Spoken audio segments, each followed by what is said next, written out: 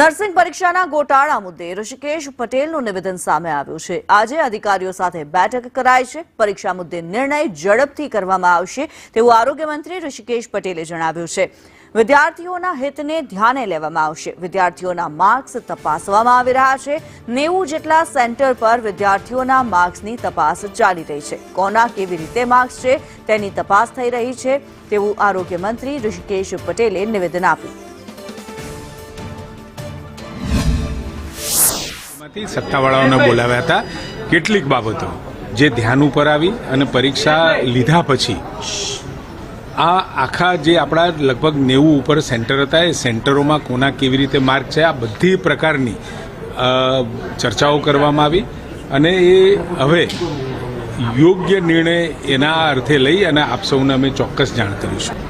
આપ થકી તો કંઈ બાકી રહેવાનું નથી। નિર્ણય લેવાશે એટલે ખૂબ ઝડપથી લેવાશે। લઈ આપ સૌને પણ જાણ કરીશું અને વિદ્યાર્થીઓના હિતમાં જે પણ કોઈ નિર્ણય લેવાનો હશે એ ચોક્કસ લઈશું જેથી કરી જે મેરિટોરિયસ સ્ટુડન્ટ હશે એમને ક્યાંય અન્યાય નહીં થાય।